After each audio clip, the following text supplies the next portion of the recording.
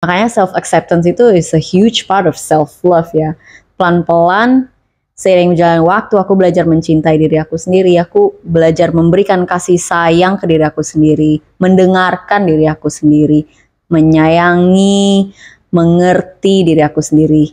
Barulah kemarahan itu mulai berkurang sehingga nggak lagi kayak cepet nyalahin keluar. Ini lebih ke kayak apa nih role aku di masalah ini, apa yang bisa aku lakukan dulu sebelum aku ngelihat keluar. Jadi lebih refleksi diri dulu kalau di momen-momen saat kayak sesuatu tidak sesuai dengan ekspektasi.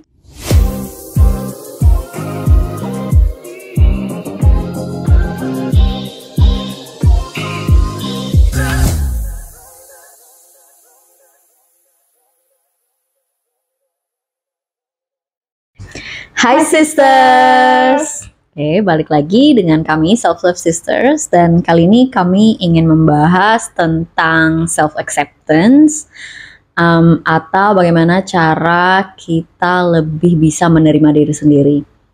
Nah, menerima diri sendiri bukan hanya hal-hal yang kita sukai terhadap diri kita, tapi terkadang kan ada aspek atau sisi diri kita yang tidak terlalu kita sukai. Nah, bagaimana nih cara kita bisa belajar menerima sisi itu juga? Jadi sekarang aku mau mulai dengan menanyakan Tere nih. Kalau Tere, ada nggak sih sisi dari diri kamu yang kamu mungkin kurang bangga atau kurang sukai, yang kamu merasa masih bisa diimprove atau bisa ditingkatkan lagi? Pertama, mungkin aku mau mulai dari definisi self acceptance kali ya, karena itu kan beda-beda buat orang lain kan. Kalau buat aku sendiri, aku mikirnya itu kayak aku ingin mengerti bahwa aku adalah manusia. Pertama, aku mau mengerti kalau aku adalah makhluk hidup, aku adalah manusia, yang artinya aku nggak 100% perfect.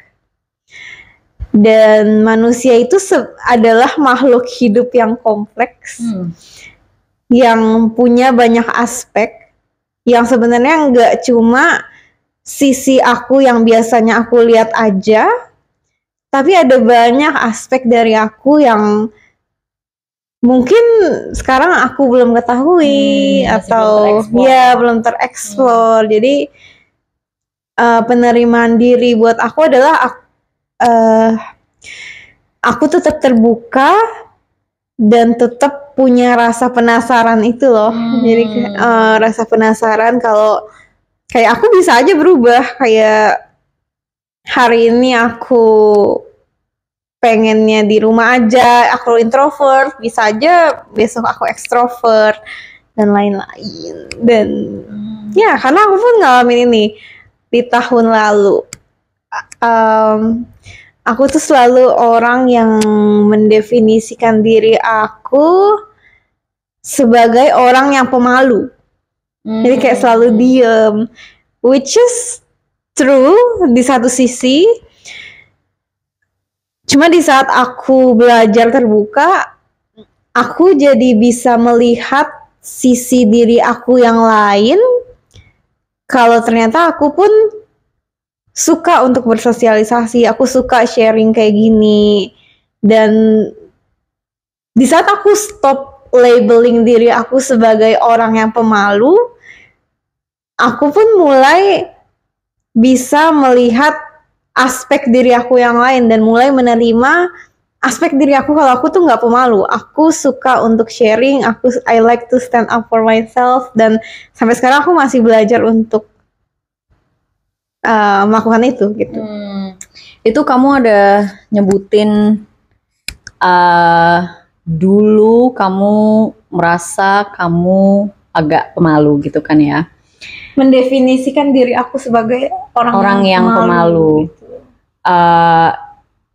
Kalau misalkan di momen itu kamu benci dengan diri sendiri, kayak aku nggak suka sisi aku yang pemalu, aku tidak bangga dengan hal ini, itu mungkin akan susah untuk lanjut ke step selanjutnya, yaitu ya to be open to other aspects of yourself gitu yang tadi kamu jelasin juga.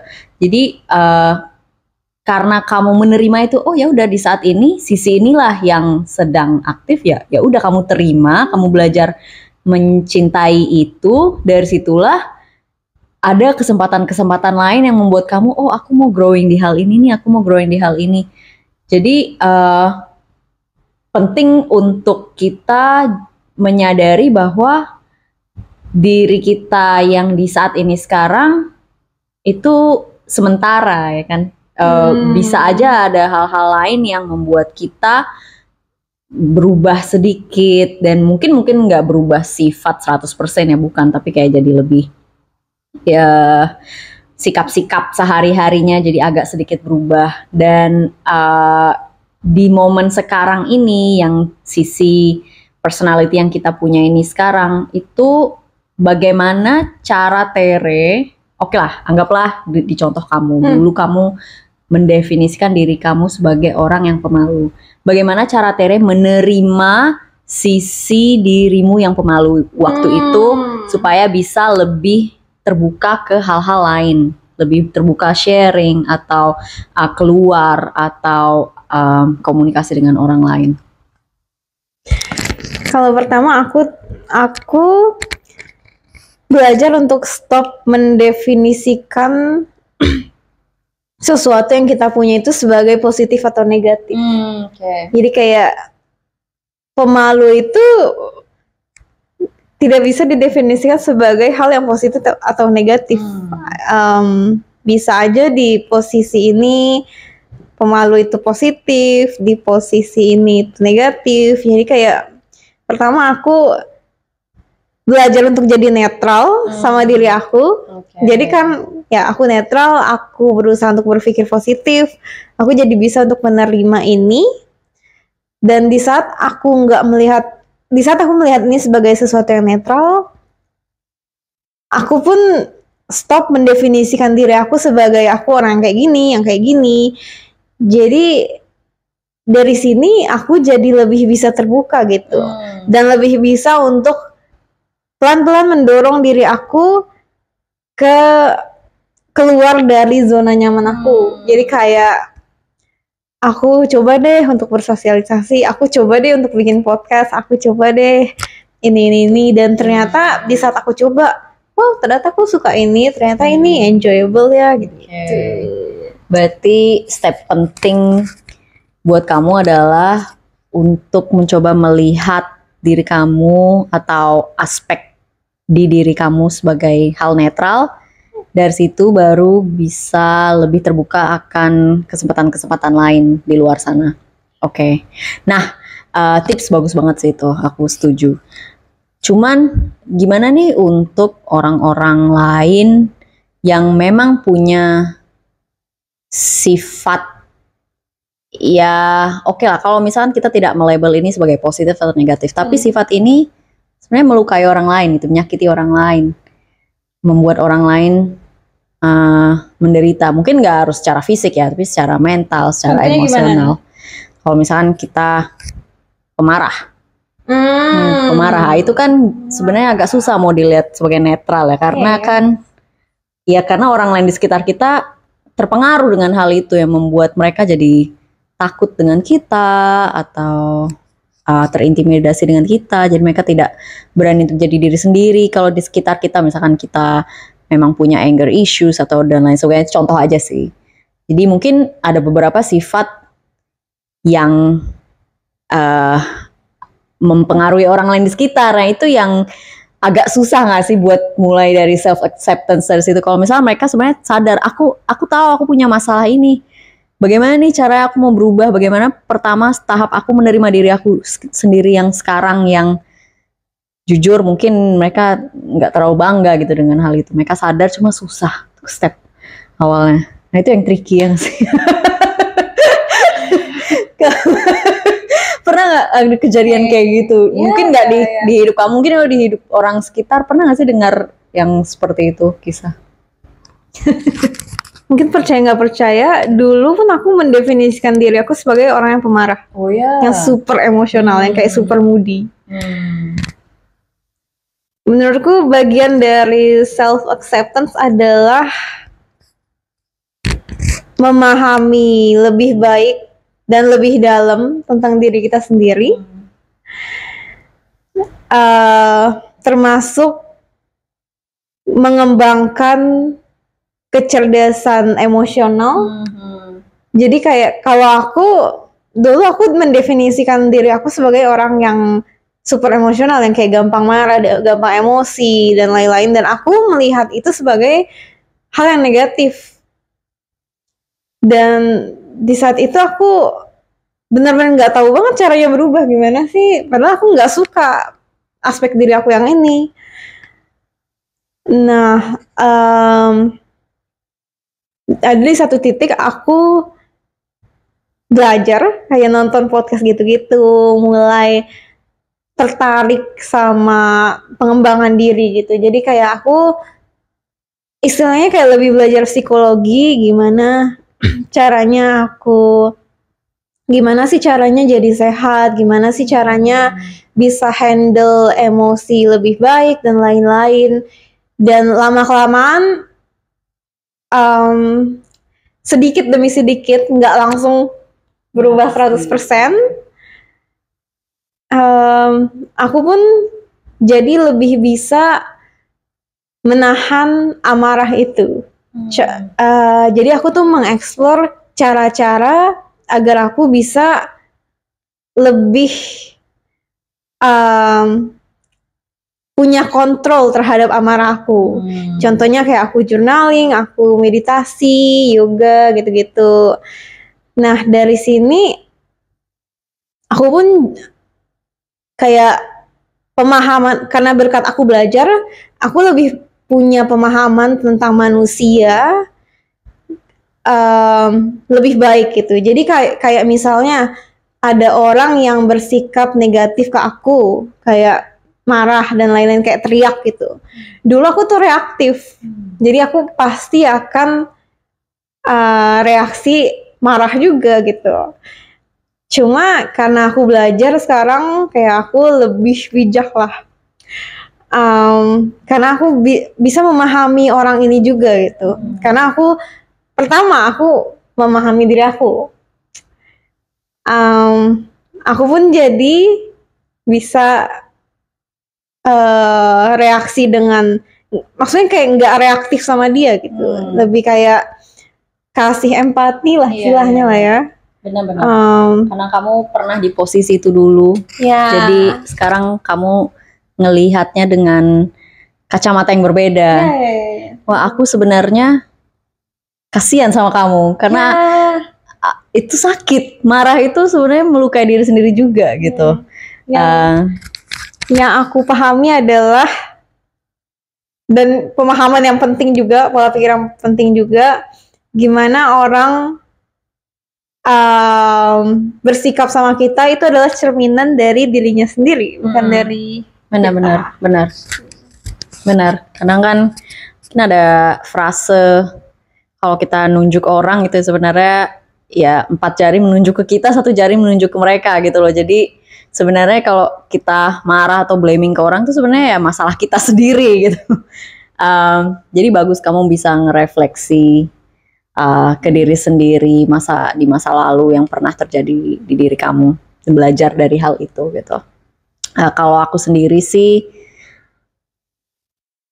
ya bisa dibilang dulu juga kurang bisa mengontrol amarah. Kalau misalkan ada hal yang tidak sesuai dengan ekspektasi, itu cukup gampang untuk men-trigger kemarahan itu dari dalam. Dan setelah belajar juga sama seperti kamu, belajar entah dari YouTube, dari orang-orang sekitar, dari buku, dari pengalaman hidup, itu baru aku sadar bahwa yang sakit itu sebenarnya adalah kayak inner child di diri aku gitu. Mungkin dulu waktu kecil sekarang nggak terlalu inget lagi ya, tapi karena udah terpendam di sisi subconscious atau even unconscious level, aku mungkin nggak ingat, tapi mungkin pernah terjadi waktu di masa kecil di mana aku nggak pernah didengar, aku kayak di-dismiss atau kayak dicuekin, sehingga ada sisi dalam diri aku, sisi anak aku, inner child aku, yang pengen didengerin, yang pengen di-acknowledge, yang pengen ngertiin, disayangin. Nah, pelan-pelan, makanya self-acceptance itu is a huge part of self-love ya. Pelan-pelan, seiring berjalan waktu, aku belajar mencintai diri aku sendiri. Aku belajar memberikan kasih sayang ke diri aku sendiri, mendengarkan diri aku sendiri, menyayangi, mengerti diri aku sendiri.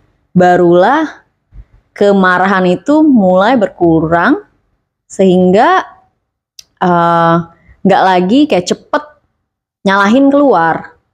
Ini lebih ke kayak, oh apa nih role aku di masalah ini, apa yang bisa aku lakukan dulu sebelum aku ngelihat keluar. Jadi lebih refleksi diri dulu kalau di momen-momen saat kayak sesuatu tidak sesuai dengan ekspektasi, itu lebih bisa sabar untuk ngelihat, oke, sebenarnya permasalahannya apa, andil aku di permasalahan ini apa. Jadi nggak cepet kayak nunjuk tangan keluar gitu. Dulu mungkin lebih cepet kayak gini, lebih eksplosif gitu ya. Tapi karena udah yang kurang dari diri aku dulu tuh, aku belajar untuk memberikan ke diri sendiri, itu membuat aku jadi lebih bisa sabar. Itu sih. Ya, jadi kalau kita simpulkan lagi nih, menurutku self-awareness, kesadaran diri Nomor 1 ya. Ya, nomor 1. Terus di saat kita sadar, kita jadi lebih mengetahui diri kita. Di saat kita tahu diri kita jadi lebih bisa menerima diri kita. Nah, di saat kita udah menerima diri kita pun juga mau untuk menjadi lebih baik lagi. Jadi ada aspek di mana kita terima diri kita, dan di saat yang bersamaan kita pun juga bekerja untuk menjadi lebih baik gitu. Benar. Bukan yang kayak, oh aku pemarah, ya udah aku pemarah forever gitu. Jadi karena kayak kita kan balik lagi, kita manusia dan kita bisa banget untuk berubah gitu. Benar. Bukan karena aku kayak gini, aku selamanya kayak gini. Aku bisa aja jadi kayak A, B, C, D, E, F, G. Dan kalau mau berbuat kesalahan ya nggak apa-apa ya, kita manusia, itu tadi nggak mungkin kita sempurna, tadi kamu udah sebutin kan. Jadi ya sudah, gimana caranya memperbaiki diri sendiri supaya mungkin hal itu tidak terjadi sesering yang dulu gitu. Jadi 4 hal ya aspek tadi: self-awareness, self-understanding, self-acceptance, and then self-improvement. All 4 of them are part of self-love. Gitu nggak sih kalau bisa di-summarize? Dan bagian dari self-awareness juga self-reflection. Jadi banyak-banyak untuk refleksi ke diri sendiri. Iya, betul. Oke, sisters. Jadi untuk topik self-acceptance kita di sini dulu. Kalau ada yang punya pertanyaan khusus nih tentang self-acceptance atau topik lain, tulis aja di komen. Kita akan dengan senang hati untuk menjawabnya. Oke, sampai ketemu next time. Bye. Bye, sisters.